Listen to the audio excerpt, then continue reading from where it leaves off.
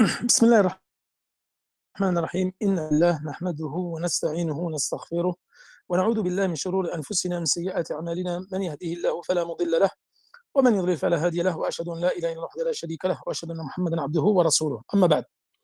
Aujourd'hui, nouveau cours, Inch'Allah, concernant Aqidat Ahl-Sunnah wal Jama'a. Comme je vous l'ai dit, comme c'est Aqidat Ahl-Sunnah wal Jama'a, qui est la croyance des gens de la Sunnah et du groupe, forcément, à chaque fois qu'on va étudier un livre qui va parler de la croyance des gens de la Sunna al-Jama'a, vous allez voir qu'il va y avoir beaucoup de similitudes. C'est comme lorsque nous allons faire le livre de Fiqh Arsal Mukhtasarat, pour les gens qui se sont inscrits pour la session qui va commencer. Vous allez voir qu'il y aura beaucoup de similitudes avec Minhaj Shalikin, et c'est tout à fait normal. Donc parfois, il y a des mas'ala, je vais les évoquer dans des masail, je vais les évoquer dans Aqidat al-Sunnah al-Jama'a, on va en parler encore dans Aqidat al-Wasitiyya.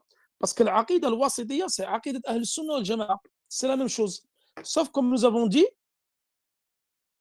Aqidat al-Sunnah al-Jama'a, c'est Cheikh al-Uthaymin qui l'a écrit. Elle est beaucoup plus succincte que Aqidat al-Wasitiyya de Cheikh al-Islam ibn Taymiyyah. Aqidat al-Wasitiyya, vous allez voir qu'il englobe beaucoup de choses. Elle est beaucoup plus vaste. Et il va évoquer Cheikh al-Islam ibn Taymiyyah plein de sujets que Cheikh al-Uthaymin n'a pas évoqués. Et d'ailleurs, là, on est en train de parler de l'iman billah. Donc, on a parlé la dernière fois du visage d'Allah subhanahu wa ta'ala. On a parlé des deux mains. Aujourd'hui, nous allons parler des yeux d'Allah subhanahu wa ta'ala. Ensuite, on va parler des attributs affirmatifs et des attributs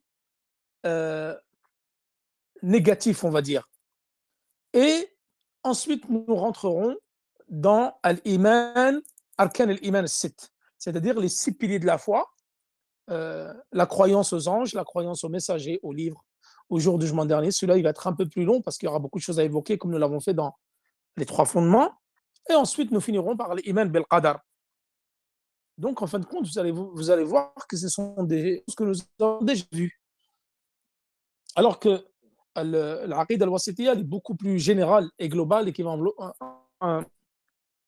va traiter de sujets qui ne sont pas évoqués par Cheikh al-Uthaymin. Donc, aujourd'hui, nous allons parler des yeux, l'attribut des yeux. يقول الشيخ العثيمين رحمه الله: ونؤمن بأن لله تعالى عينين اثنتين حقيقتين لقوله تعالى: واصنع الفلك بأعيننا ووحينا. وقال النبي صلى الله عليه وسلم: حجابه النور لو كشفه أحرقت سبحات وجهه إلى ما انتهى إليه بصره من خلقه. وأجمع أهل السنة والجماعة أو أهل السنة على أن العينين اثنتان، ويؤيده قول النبي صلى الله عليه وسلم في الدجال: إنه أعور وإن ربك أو ربكم ليس بأعور. Donc là, et nous croyons qu'Allah subhanahu wa ta'ala possède 2 yeux véritables. Et Allah subhanahu wa ta'ala dit et construit l'arche sous nos yeux. En parlant de qui? Nous, alayhi salam. Allah lui ordonne de construire l'arche. Il a dit sous nos yeux et d'après notre révélation. Et le prophète sallallahu alayhi wa sallam a dit, et ça nous l'avons vu la semaine dernière dans le visage d'Allah subhanahu wa ta'ala.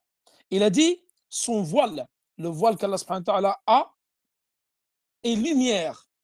S'il venait à le découvrir, c'est-à-dire enlever le voile qui cache son visage, la lumière qui va se dégager de son visage aurait brûlé sa création jusqu'aux confins de sa vue. Les gens de la Sunna sont unanimes quant au fait que ses yeux sont 2. Ceci est appuyé par les paroles du prophète sallallahu alayhi wa sallam à propos du Dajjal. Il est borgne et votre Seigneur n'est pas borgne. Donc dans cette mas'ala, plusieurs points à évoquer. Tout d'abord, fait partie de la croyance des gens de la Sunna et du groupe de croire qu'Allah subhanahu wa ta'ala a des mains, comme nous l'avons vu la semaine dernière, qu'il a 2 mains. Et soit on dit il a 2 mains droites, soit on dit la main droite et l'autre, donc l'autre main, on l'appelle l'autre, comme nous avons vu, soit nous avons évoqué le hadith de Muslim, et certains ils disent qu'il y a une illa dedans. Et en plus, aujourd'hui, ça tombe bien, Pour les gens qui participent avec nous à Al-Bayqoniya, nous allons parler du hadith al-sahih. Et regardez l'importance d'étudier les sciences du hadith. Quand je vais vous citer un hadith, et on en cite souvent dans nos cours, parfois je suis amené à vous dire, par exemple, ce hadith il est shadh, ce hadith il est hasan, ce hadith il est sahih li ghayrihi, ce hadith il est mu'allaq, ce hadith il est mawqouf, ce hadith il est mursal. Tout cela, c'est important de connaître ces istilahat-là, puisque nous allons les étudier aujourd'hui, tout à l'heure, dans une demi-heure, dans Al-Bayqoniya. Donc, Al-Mandoum Al-Boniya. Quand je vous dis, par exemple, ce hadith, il y a une illa, si vous n'avez pas étudié les sciences du hadith, vous ne pouvez pas savoir c'est quoi une illa. Et nous allons voir que les illas sont deux types. L'illa al-qadiha ou l'illa al-ghayr al-qadiha. Donc là, les savants, ils ont dit il y a une illa dans ce hadith. Pourtant, il est dans Muslim. Et c'est un hadith authentique. Mais ils disent il y a une illa. Parce que dans le hadith, Muslim, il évoque la main gauche. Donc ceux qui disent qu'il n'y a pas d'illa, parce que nous allons voir que dans l'illa, il y a des khilaf entre les savants. Certains vont voir que cette illa-là, elle ne va pas affaiblir le hadith. D'autres disent non, elle va affaiblir le hadith et on ne prend pas ce hadith-là. Et donc ceux qui disent que ce hadith-là, il est sahih, ils ne voient pas de illa et disent qu'Allah subhanahu wa ta'ala a une main gauche. Et ceux qui voient qu'il y a une illa, nous allons voir que la illa est cachée. Seuls les spécialistes, les grands spécialistes du hadith arrivent à voir l'illa. Et c'est une science dans la science du hadith qu'on appelle l'ilm al-ilal. C'est la science la plus difficile à cerner dans l'ilm al-mustalah. Et donc là, ça c'était une parenthèse sur les deux mains d'Allah. Donc aujourd'hui, les deux yeux véritables. Et Allah subhanahu wa ta'ala dit ici,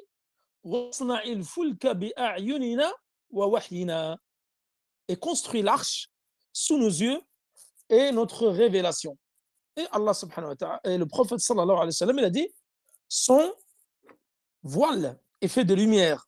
S'il venait à le découvrir, à l'enlever, alors la lumière subuhat, nous avons dit qu'Allah subhanahu wa ta'ala, il y avait des lumières sur son visage.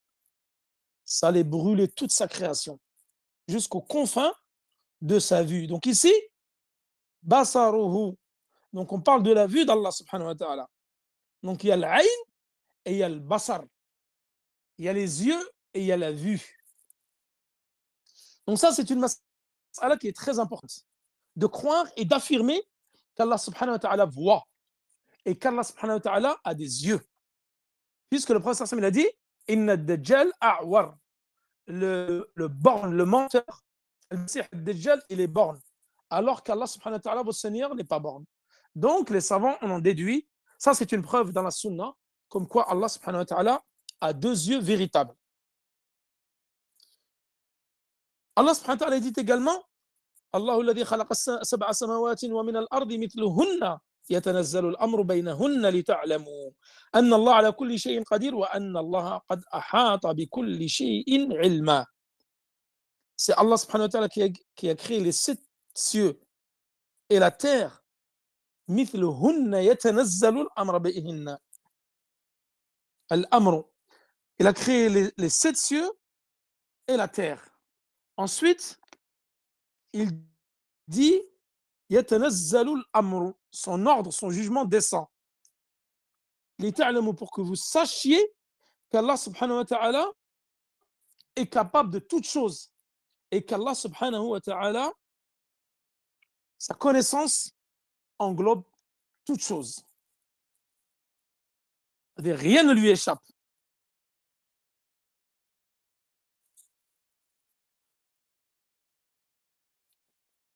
Ensuite, l'auteur ici nous parle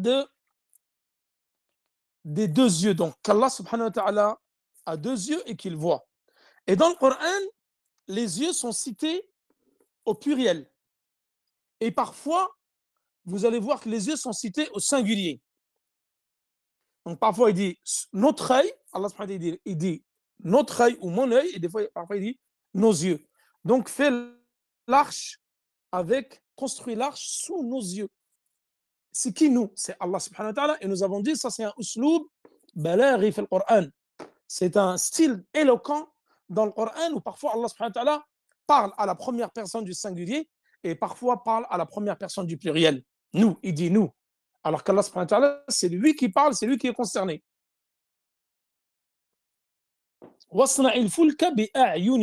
Sous nos yeux. Donc Allah a 12 yeux. Mais ici, il n'évoque pas le muthanna. Comme vous savez, dans la langue arabe, vous avez le mufrad, al-muthanna, le duel, et le pluriel. Cela ne veut pas dire, bien sûr, qu'Allah a plusieurs yeux, il en a deux. Mais ici, il a pas dit, il a dit a'yunina. Il n'a pas utilisé le duel, Allah subhanahu wa ta'ala. Il a utilisé al-jam'. Donc là, al-qa'ida fi al-lugha al-arabiyya, donc ça, c'est une règle dans la langue arabe. Ils disent, les linguistes, al-muthanna. إذا أضيف إلى ضمير تثنية جمع على الأفصح. C'est-à-dire le duel, lorsqu'il est affixé, donc suffixé à un dhamir, un pronom, comme ici, a'yunina, c'est-à-dire le pronom personnel. Vu qu'il est ici le duel, il est suffixé à un pronom d'un duel, alors on va utiliser la forme du pluriel. On ne dit pas, par exemple, il ne dit pas a'ynay, on va dire a'yunina. Et ça, c'est la langue arabe pure. Ensuite, Allah subhanahu wa ta'ala, muttasafun bi sifatil basar. Allah, donc comme nous avons vu, on parle de la vue d'Allah subhanahu wa ta'ala, comme dans le hadith du prophète sallallahu alayhi wa sallam. Donc Allah il a des yeux, mais il voit. Ensuite, le prophète sallallahu alayhi wa sallam dit Al-Masih ad-Dajjal a'war wa inna rabbakum laysa bi'a'war. Le Masih ad-Dajjal, il est borgne et votre Seigneur n'est pas borgne. Donc il a deux yeux. Donc c'est un hadith qui est authentique. أخرجه الشيخان, c'est-à-dire Al-Bukhari wa Muslim fi sahihayhima, d'après le hadith de Abdullah ibn Omar et le hadith de Anas. Donc ce hadith-là vient corroborer et confirmer le hadith d'avant et le verset que nous avons cité, comme quoi Allah subhanahu wa ta'ala a bien deux yeux. Et ça, c'est une mas'ala qui est très importante. وهي محل إجماع عند أهل السنة الجماعة. C'est-à-dire la question qu'Allah subhanahu wa ta'ala a deux yeux, c'est un point de consensus d'après les gens de la sunna, a'immat al-sunna, les imams de la sunna et du groupe dans la croyance. Et ça a été confirmé par Ibn Khuzayma, imam al-a'imma. Ibn Khuzayma, on l'appelle imam al-a'imma, l'imam des imams. Uthman ibn Sa'id al-Darimi, Ibn Qutayba, wa Muhammad ibn Nasr al-Marwazi, que ce sont des grands imams de la sunna, wal-lalaka'i, wa ghayruhum, wal-qahtani, kadhalika fi nunaniyatihi, athbata hadha. Donc ils disent que Allah subhanahu wa ta'ala a une vue. ونؤمن بأن الله تعالى لا تدركه الأبصار وهو يدرك الأبصار وهو اللطيف الخبير. Donc là, nous croyons également que les vues ne peuvent le cerner, mais il est plutôt celui qui cerne toutes les vues. Il est le bon et parfaitement connaisseur. Surat Al-An'am, verset 103. Mas'ala importante. Là, nous avons vu qu'Allah subhanahu wa ta'ala a des yeux et qu'Allah subhanahu wa ta'ala a une vue. Mais là, une autre mas'ala importante, c'est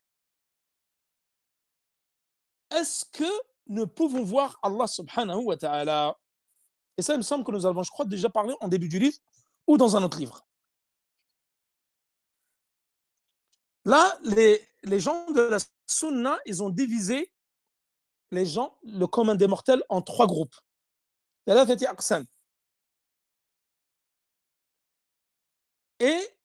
il y en a une qui est sur la vérité et deux qui sont égarées. Une firqa, donc une secte qui va dire Allah subhanahu wa ta'ala, nous le voyons dans l'au-delà et dans cette vie-là. Donc ils affirment que tu peux voir Allah dans cette vie-là. Ce qui est faux. Et nous allons le démontrer. Ensuite, il y a une autre firqa, une autre secte qui approuve, qui dit que Allah subhanahu wa ta'ala, tu ne le verras ni dans cette vie-là, ni dans l'au-delà. Et nous allons voir que c'est faux. Et Ahl Sunnah wal Jama'a, qu'est-ce qu'ils affirment? Ils affirment que Allah subhanahu wa ta'ala, nous ne le voyons pas dans cette vie-là, mais nous le verrons dans l'au-delà. Comme nous l'avons vu déjà dans l'Aqid al-Wasitiyya, il me semble, ou dans un autre cours de Aqid al-Sunnah wal Jama'a. qu'Allah subhanahu wa ta'ala, nous allons le voir 2 fois le jour de la résurrection. Une fois fi Arasat al-Qiyamah, lorsque Allah subhanahu wa ta'ala il va venir, ça nous l'avons vu dans Sifat al-Nusul, dans l'attribut d'essence, l'attribut d'action de la descente, lorsqu'Allah subhanahu wa ta'ala descend. Et lorsqu'Allah subhanahu wa ta'ala va venir, il va venir le jour de la résurrection avec les anges pour juger entre les gens. Et là, Allah, nous allons le voir. Et nous allons le voir également au paradis. Et ça, c'est la chose la plus sublime que nous pourrions avoir, c'est de voir Allah subhanahu wa ta'ala. Et nous allons voir que ça, c'est une chose qui est encore au-dessus du bienfait de rentrer au paradis. Et donc, cette fi'a, ce groupe qui a dit qu'Allah, tu le verras ni dans la dunya, ni dans l'au-delà. Donc, ils font partie des gens de l'égarement.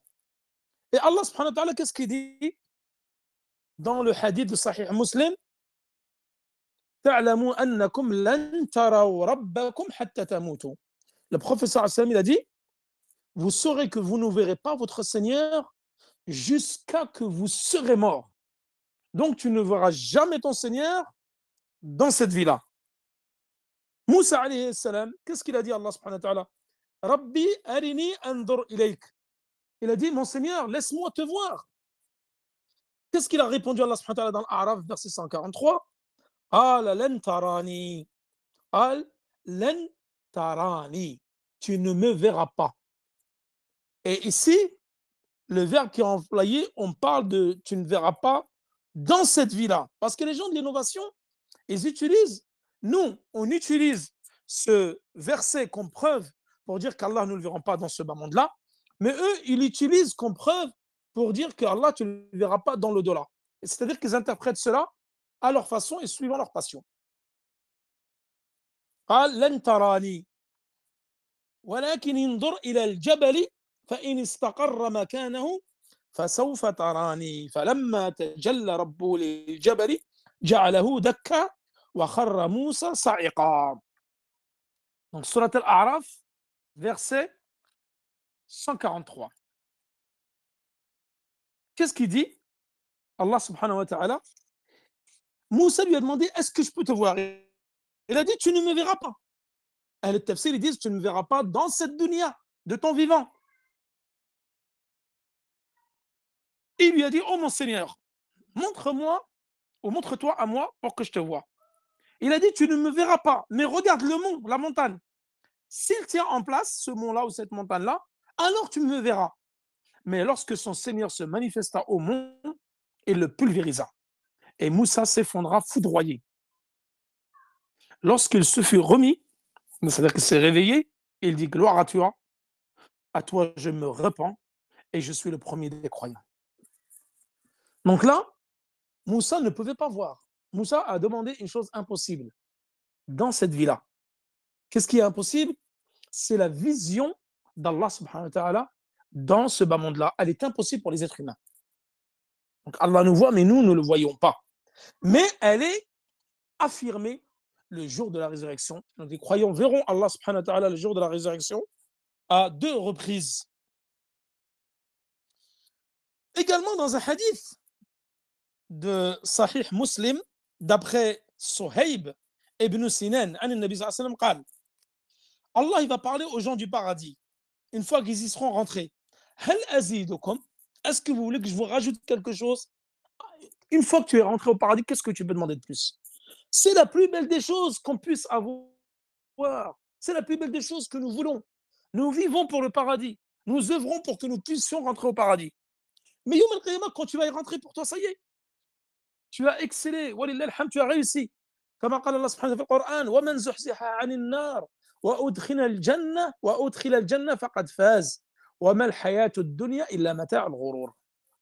Celui qui s'échappe à l'enfer, aux flammes de l'enfer, et qui rentre au paradis, faqad faz, alors il aura véritablement réussi. Quelle est la véritable réussite? La réussite dans cette vie-là, ce n'est pas la réussite économique. Ce n'est pas avoir une villa avec piscine. Ce n'est pas avoir la dernière Rolls-Royce. Ce n'est pas avoir la dernière Breitling ou Rolex et tous les biens mondes et tous les biens de ce bas monde qui sont plus qu'éphémères. Mais la véritable réussite, dans ce au-delà. Il y en a, par exemple, ils disent j'ai réussi dans le travail, j'ai un haut poste, j'ai réussi dans mes études, j'ai un haut diplôme. Ce n'est pas ça la réussite, mes chers frères. La véritable réussite, c'est l'entrée au paradis. فمن زحزح عن النار وأدخل الجنة فقد فاز وما الحياة الدنيا إلا متاع الغرور. C'est-à-dire la vie ici-bas, c'est la marchandise des gens qui sont imbus de leur nefs, d'eux-mêmes, qui croient qu'il n'y a pas de vie après la mort ou qui croient que la chose la plus importante, c'est la vie avant la mort. Donc là, Allah subhanahu wa ta'ala sera vu deux fois. في عرصات القيامة وفي جنات النعيم. Nous allons le voir à deux reprises, comme cela est affirmé par les gens de la Sunna et du groupe. Et là, donc d'après le hadith de Suhaib ibn Sinan, que voulez-vous que je vous rajoute? Il s'adresse à qui? Allah subhanahu wa ta'ala, aux gens du paradis. Ils lui diront quoi? Et là, ils vont dire Alam tabyad wujuhana? N'as-tu pas blanchi? Tabyadda wujuhana? N'as-tu pas blanchi nos visages? Alam tadkhulna al-jannata wa tunajjina min an-nar? N'as-tu pas fait de nos visages lumineux? Nous n'as-tu pas fait rentrer au paradis? Nous n'as-tu pas préservé des flammes de l'enfer? Et c'est là qu'Allah subhanahu wa ta'ala va dévoiler le voile qui cache son visage et les habitants du paradis vont voir le visage d'Allah subhanahu wa ta'ala. Et c'est la plus belle des choses qu'ils pourront voir. Ça sera le visage d'Allah. C'est la récompense suprême, ultime, que tout croyant souhaitera au paradis, c'est de voir le visage d'Allah subhanahu wa ta'ala. Allah, qu'est-ce qu'il dit dans le Coran? Lilladhina ahsanul husna wa ziyada. Lilladhina ahsanul husna wa ziyada. Qu'est-ce qu'il a dit, Cheikh l'Islam ibn Taymiyyah? Wa ziyada, ici, il a expliqué par ru'yat Allah subhanahu wa ta'ala fil jannah. Lilladhina ahsanul husna, ceux qui seront al-husna ici, c'est le paradis. Ceux qui ont œuvré, ils sont rentrés au paradis. Wa ziyada. Et ziyada, c'est ma akhbara bihi subhanahu wa ta'ala. Hal azidukum. Est-ce que je vous rajoute quelque chose? Puisqu'ils seront déjà au paradis. Donc Allah, qu'est-ce qu'il va nous rajouter? Sachant que nous sommes déjà au paradis, il va nous rajouter sa vision. Nous allons le voir. Donc al-husna, comme ceci a été expliqué par les gens du tafsir, ainsi que Cheikh al-Islam, il a dit al-husna, kawnuhum dakhalul jannah. Le fait de l'adina ahsanul husna, c'est-à-dire qu'ils sont rentrés au paradis. Wa ziyada, c'est quoi? Ma akhbara biha Allah subhanahu wa ta'ala. C'est-à-dire, est-ce que je vous rajoute quelque chose? Oui, ça sera la vision d'Allah subhanahu wa ta'ala. Qu'est-ce qu'il dit également Allah subhanahu wa ta'ala? Wujuhun yawma idin nadira ila rabbiha navira. Quand vous lisez ce verset-là dans Surat al-Qiyamah, versets 22-23, Inch'Allah, nous aurons l'occasion de l'expliquer en Ramadan lorsqu'on fait nos cours de tafsir, bi'idhnillah. Nadira, biddad, ça veut dire des visages lumineux, resplendissants. Ila rabbiha nadira. Nadira, c'est pas le même que nadira. Celui-là, c'est avec le trait au-dessus. Vad, va, yanzuru. L'autre, c'est nadira.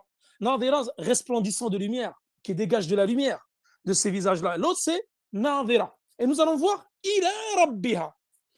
Et ça, c'est subtil. D'où l'importance d'étudier la langue arabe.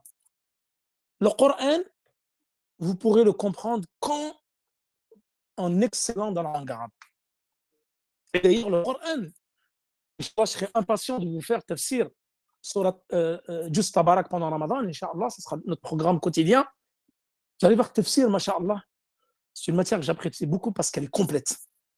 Dans le tafsir, tu as la langue arabe. Dans le tafsir, tu as de la sira. Dans le tafsir, tu as de la aqidah. Dans le tafsir, tu as du fiqh.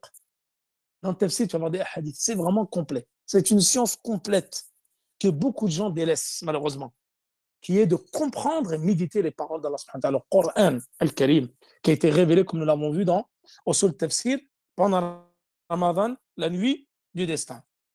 Donc ça, c'était un petit aparté. Nous revenons à notre sujet. Les gens qui ont étudié la langue arabe, regardez comment ils vont comprendre ce verset. Est-ce que tu crois que ça a le même sens?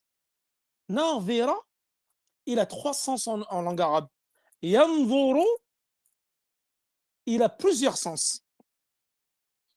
Alors, les linguistes, al-qa'ida fil lughat al-arab, une règle dans la langue des Arabes, la langue de Quraysh, dans laquelle le Coran a été descendu, ils disent an-nazar إذا عدي بإلى معناه الرؤية العين. C'est-à-dire, an-nazar, quand tu dis yanzuru ila, il regarde vers. Alors, ils disent avec le harfu jar, cela veut dire la vue avec les yeux. Donc, ila rabbiha nazira. Donc, voyant, donc ces visages-là, voyant leur Seigneur. Et ça sera quand? Ça sera au paradis. Et lorsque tu n'as pas de ila, par exemple, dans un autre verset, sur Al-Hadid, verset 13, Unzuruna naqtabis min nourikum. Unzuruna, il n'a pas le même sens que yanzuru ila. Yanzuru ila, ou ila rabbiha nazira, elles regardent vers leur Seigneur, le visage qui regarde vers leur Seigneur. Unzuruna, c'est-à-dire attendez-nous. Attendez, بمعنى الانتظار. بمعنى الانتظار, c'est-à-dire le fait d'attendre. Donc ça, c'est une subtilité dans la langue qu'il faut connaître. والنظارة النظارة والحسن والبهاء والنور. C'est-à-dire c'est des beaux visages resplendissants de lumière. Donc الزيادة c'est رؤية الله تبارك وتعالى في الجنة. Et Allah subhanahu wa ta'ala dit également dans un verset ولدينا مزيد. Verset 35. Et nous avons encore plus. وثبت عن أنس بإسناد صحيح. D'après le hadith de Anas avec une chaîne de transmission fiable, sahih, comme nous allons le voir dans le Baqouniya juste après. Abu al-Abbas ibn Taymiyyah, qu'est-ce qu'il dit? أن المزيد رؤية الله تبارك وتعالى في الآخرة. Et ça est venu dans le tafsir qui était rapporté par Abi Bakr, l'explication d'Abi Bakr et de Jabir. C'est-à-dire, ولدينا مزيد, المزيد هنا هو رؤية الله سبحانه وتعالى في الجنة. C'est-à-dire, à chaque fois, mazid wa ziyada, ça sera toujours la vision d'Allah subhanahu wa ta'ala au paradis. Également, Allah subhanahu wa ta'ala, qu'est-ce qu'il dit? Kalla innahum an rabbihim yawma idhin la mahjubun. Allah subhanahu wa ta'ala dit, concernant qui? C'est qui la mahjubun? C'est-à-dire que leurs yeux seront cachés. Ils auront un voile le jour de la résurrection. Par rapport à notre Seigneur, c'est les mécréants, les polythéistes. Ils ne verront pas notre Seigneur le jour de la résurrection puisque leur visage sera voilé. Ala al-ara'iki yanzurun. Autre preuve. Ala al-ara'iki yanzurun. Ils seront sur des divans en train de regarder. En train de regarder quoi? Sur des divans. Au paradis. Ils seront en train de regarder leur Seigneur. Tout cela, ce sont des preuves probantes, évidentes concernant la vision d'Allah subhanahu wa ta'ala dans le pas, contrairement aux gens de l'innovation et de l'égarement qui prétendent qu'Allah subhanahu wa ta'ala ne sera pas vu le jour de la résurrection. Et les preuves, il y en a plein dans le Coran et dans la Sunna. Dernière preuve, et nous passerons aux attributs. Allah subhanahu wa ta'ala, فَمَنْ كَانَ يَرْجُو لِقَاءَ رَبِّهِ, dans Surat Al-Kahf, dernier verset, فَمَنْ كَانَ يَرْجُو لِقَاءَ رَبِّهِ, celui qui souhaite rencontrer son Seigneur, فَلْيَعْمَلْ عَمَلًا صَالِحًا, qu'il œuvre de bonnes œuvres. Donc, قال ثعلب, ثعلب c'est qui? C'est un imam dans la langue arabe qui fait partie des grands savants dans la langue arabe. Il a dit, في لغة العرب اللقاء, quand tu dis rencontrer quelqu'un, il a dit اللقاء يكون مع الرؤية. Quand tu dis مثلا لقاء ربه, celui qui souhaite rencontrer son Seigneur, la rencontre se fait, il a dit, uniquement avec la vision. Tu rencontres quelqu'un en le voyant. Donc tout cela, ce sont des preuves évidentes concernant la vision d'Allah subhanahu wa ta'ala. قال لا تدركه الأبصار. Donc les vues ne le verront pas, mais lui, il verra. وهو اللطيف الخبير. Donc ça, c'est فيها إثبات. فيها إثبات رؤية المؤمنين لله سبحانه وتعالى في الآخرة. Donc tout cela est une preuve concernant la vision d'Allah subhanahu wa ta'ala au paradis. Ensuite, nous finirons et nous rajouterons juste quelques informations concernant as-sifat al-manfiyya. ونؤمن بأن الله تعالى لا مثل له لكمال صفاته. قال عز وجل ليس كمثله شيء وهو السميع البصير. Rappelez-vous, c'est exactement ce que nous avons vu dans Aqid al-Wasitiyya vendredi dernier. Qu'est-ce que nous avons dit? Nous avons dit et nous croyons qu'Allah subhanahu wa ta'ala n'a pas de semblable. La perfection de ses attributs. Rien ne lui ressemble, rien ne lui est similaire et il est l'audient, le clairvoyant. C'est exactement ce verset-là. Enfin, je vous dis, vous allez avoir beaucoup de similitudes entre Aqidat al-Sunnah al-Jama'a et l'Aqidah al-Wasitiyya. D'ailleurs, l'Aqidah al-Wasitiyya, c'est Aqidat al-Sunnah al-Jama'a. C'est pour ça que vous prenez n'importe quel livre. Tahawiyya, al-Wasitiyya, al-Hamawiyya, sur le Sunnah l'Imam Ahmed. Vous prenez, je ne sais pas, comme livre Muqaddimat ibn Abi Zayd al-Qarawani, Sharh al-Sunnah al-Muzani, Aqidat al-Raziyayn, al-Ha'iyya, tous ces livres-là, ils résument, et ce sont des écrits sur la croyance des gens de la Sunna et de la Jama'a et du groupe. Vous allez tout le temps trouver les mêmes informations, avec plus ou moins des ajouts ou des diminutions. Donc là, Allah subhanahu wa ta'ala, rien ne lui ressemble. Et il est l'audient, le clairvoyant. Et nous avons vu dans Aqidah al-Wasitiyya que ce verset-là contient une affirmation, une négation, on va dire, et une affirmation. La négation comme quoi rien ne lui ressemble. Allah subhanahu wa ta'ala ne ressemble pas à ses créatures. Et ça, c'est une réfutation à qui? Al-Mushabbiha, les anthropomorphistes qui disent qu'Allah subhanahu wa ta'ala ressemble à ses créatures ou ses créatures ressemblent à Allah subhanahu wa ta'ala. Donc deux sectes qui se sont égarées dans ce verset. C'est une réfutation à deux sectes. Les négateurs, les anthropomorphistes, et Al-Mu'attila, les anthropomorphistes, et répliquent aux négateurs Al-Mu'attila. Et on affirme qu'Allah entend et voit. Et eux disant Allah ne voit pas, Allah n'entend pas. Et ça, nous l'avons déjà vu dans l'Aqidah al-Wasitiyya. Nous n'allons pas nous attarder plus là-dessus. Donc, à ces faits, les attributs sont divisés en deux catégories, comme nous l'avons vu. Il y a as-sifat al-fi'liya wa as-sifat al-dhatiyya wa as-sifat al-fi'liya al-ikhtiyariyya. Ça, nous l'avons encore vu dans Aqidat al-Wasitiyya. Il y a les attributs d'essence, comme les yeux. Allah subhanahu wa ta'ala a deux yeux, c'est un attribut d'essence. Et il y a les attributs d'action, comme an-nuzul, le fait qu'Allah subhanahu wa ta'ala va venir le jour de la résurrection. Le fait qu'Allah subhanahu wa ta'ala istawa ala al-arsh, s'est établi sur son trône. Le fait qu'Allah subhanahu wa ta'ala va descendre dans le dernier tiers de la nuit, dernier ciel. Ça, c'est des attributs d'action. Ensuite, les sifat, on les divise en deux catégories. As-sifat al-manfiyya wa as-sifat al-thubutiyya. As-sami' al-basir, c'est le fait d'affirmer qu'Allah voit et entend. Le fait d'infirmer que rien ne lui ressemble. Donc il y a des sifat que tu infirmes, des attributs que tu infirmes, qui ne sied pas à Allah subhanahu wa ta'ala, comme le sommeil, comme la fatigue, comme l'injustice. Tu ne vas pas dire qu'Allah subhanahu wa ta'ala dort. Et ça, comme nous allons le voir. Ou Allah subhanahu wa ta'ala fatigue. Ou Allah subhanahu wa ta'ala a une incapacité. Ou Allah subhanahu wa ta'ala ne peut pas, ou autre. Tout cela, on dit, ce sont des sifat manfiyya an Allah subhanahu wa ta'ala.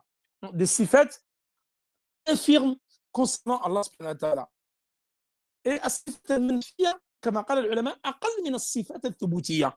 C'est-à-dire, as-sifat qu'on infirme négatives, elles sont très peu, beaucoup moins nombreuses que as-sifat al-thubutiyya. C'est-à-dire celles que tu affirmes concernant Allah subhanahu wa ta'ala. Il y a beaucoup d'attributs que tu affirmes concernant Allah subhanahu wa ta'ala. Et l'asl, à la base, dans les attributs d'Allah subhanahu wa ta'ala, c'est le fait d'affirmer. Donc, ce sont des sifat, des attributs d'affirmation, et non pas des attributs de négation. Donc, généralement, quand il y a des attributs de négation, ce sont des sifat, on va dire, mujmala, général, de négation générale. Alors que lorsque tu vas affirmer des attributs concernant Allah subhanahu wa ta'ala, ça va être des attributs d'affirmation, mais détaillés. Concernant l'affirmation, on détaille. Concernant l'infirmation, la négation, on généralise.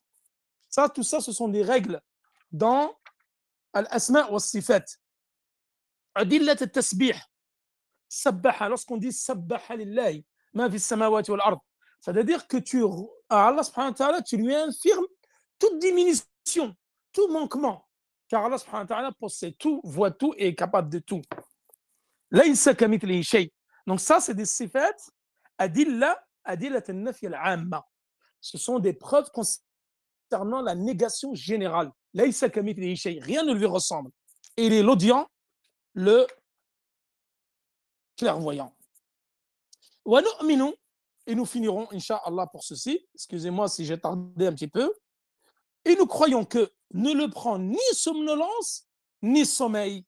Donc, on infirme l'attribut de la somnolence et l'attribut du sommeil à Allah subhanahu wa ta'ala. لِكَمَالِ حَيَاتِهِ وَقَيُّمَاتِهِ.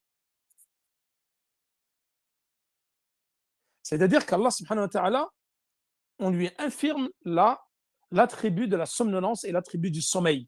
Car Allah ne dort pas et Allah ne somnole pas.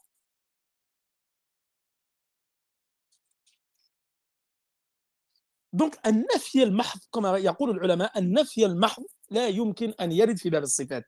Le fait de refuter de façon absolue un attribut concernant Allah subhanahu wa ta'ala, ça rentre pas dans bab al-sifat, dans le chapitre de sifat. Parce qu'ils disent النفي المحض عدم. C'est-à-dire la négation dans l'absolu, c'est quelque chose qui n'existe pas. والعدم ليس بشيء. Et également, nous croyons car il a la vie parfaite et le qayyumiyya parfaite. Le fait qu'il ne somnole pas, il ne dort pas, il a la vie parfaite et il est tout le temps réveillé. Et nous, et je finirai par ceci, nous croyons qu'il n'est injuste envers personne, de par sa justice parfaite. Et car il n'est pas insouciant quant aux œuvres de ses serviteurs, car il surveille parfaitement et cerne parfaitement toutes choses. Inna Allah la yadhlimu an-nasa shay'a. Allah n'est pas injuste en quoi que ce soit envers les gens.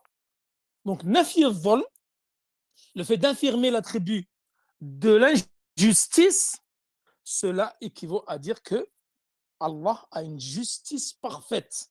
Donc, sa justice est parfaite. Et nous avons déjà vu dans l'Arba'in Nawawiyya, dans le hadith Qudsi, où Allah il disait qu'il a infirmé l'injustice le concernant. Il s'est interdit l'injustice, il l'a interdit aux gens. Et donc, il l'a interdit entre nous. Donc, il a dit, je me suis interdit l'injustice et je l'ai interdit entre vous. Et nous avons vu que la pire des injustices, c'est الشرك كما قال لقمان لابنه, comme Luqman a dit à son fils, Ya bunay, inna الشرك لظلم عظيم. Oh mon fils, la pire des injustices, c'est le polythéisme. Ensuite, il y a l'injustice envers toi-même, d'être juste envers toi-même, et l'injustice envers les gens. Donc Allah n'est pas injuste. وَمَا رَبُّكَ بِظَلَّامٍ لِلْعَبِيدِ. Ton Seigneur n'est pas injuste envers ses serviteurs. Donc également, وَنُؤْمِنُ بِأَنَّهُ لَا يُعْجِزُهُ شَيْءٌ فِي السَّمَاوَاتِ وَلَا فِي الْأَرْضِ لِكَمَالِ عِلْمِهِ وَقُدْرَتِهِ كما قال عز وجل إنما أمره إذا أراد شيئا أن يقول له كن فيكون. Et nous croyons que rien dans les cieux ni dans la terre ne le rend incapable, de par la perfection de sa science et de sa capacité. Quand il veut une chose, son commandement consiste à dire soit et c'est. Yassine, verset 82. Donc, al-ajz, Allah subhanahu wa ta'ala, tu ne peux pas lui donner l'attribut de l'incapacité. Tout ce qui est négatif, tout ce où il y a une diminution, où il y a un défaut, alors ça, tu l'infirmes concernant Allah subhanahu wa ta'ala. Et tu lui affirmes le contraire par excellence. Donc, al-ajz tanfi al-ajz li kamali ilmi wa qudratihi. Et sachant qu'Allah subhanahu wa ta'ala, la yu'jizuhu shay', rien ne le rend incapable. Il est parfaitement capable de toute chose. وَنُؤْمِنُ بِأَنَّهُ لَا يَلْحِقُهُ تعب ولا إعياء لكمال قوته قال عز وجل ولقد خلقنا السماوات والأرض وما بينهما في 6 أيام وما مسنا من لغوب. Donc, dernier verset, et nous finirons par ceci. et que ne l'atteint ni fatigue ni épuisement, car sa force est parfaite. Nous avons certes créé les cieux et la terre et ce qu'il y a entre eux en 6 jours, et nous n'avons pas été touchés par la fatigue. Al-Lurub ici, ma'na ta'b, donc le fait de la fatigue. Allah n'a pas été touché par la fatigue. Et ça d'ailleurs, c'est une réfutation. Ahl al-Tafsir, ils disent que ce verset-là, c'est une réfutation aux Juifs. Pourquoi? Ils disent qu'Allah subhanahu wa ta'ala a créé les cieux et la terre en 6 jours. Ensuite, il s'est fatigué. Il s'est fatigué et donc il s'est reposé le 7e jour. C'est pour ça qu'eux, ils se reposent le jour de Shabbat. Le 7e jour, c'est un jour de repos, car ils disent qu'Allah subhanahu wa ta'ala s'est reposé parce qu'il s'est fatigué lors de la création des cieux et de la terre. Donc ça, c'est une réfutation concernant les Juifs. Voilà, mes chers frères et sœurs, nous avons fini avec ce cours. Wa sallallahu ala nabina Muhammad wa ala alihi wa sahbihi wa sallam. Wallahu ta'ala a'la wa a'lam. Et dans 10 minutes ou 5 minutes, le temps de boire un verre d'eau. Et j'attaque pour ceux qui sont inscrits dans le deuxième groupe, Al-Bayqouniya. Et demain, Inch'Allah, parce qu'hier j'avais cours de Tahawiya, j'ai pas pu faire Minaj Shalikin. Demain, il y aura Minaj Shalikin, Inch'Allah. Nous continuerons. J'avais oublié que le lundi soir, j'avais cours. Donc tous les dimanches et mercredis, il y aura les sciences de l'héritage. Jusqu'à que nous le finissions, et ensuite nous attaquerons le livre du mariage. Wa sallallahu ala nabina Muhammad wa ala alihi wa sahbihi wa sallam. Wallahu ta'ala a'la wa alam. Wassalamu alaikum wa rahmatullahi wa barakatuhu. À tout de suite pour ceux qui sont inscrits dans le Bayqouniya.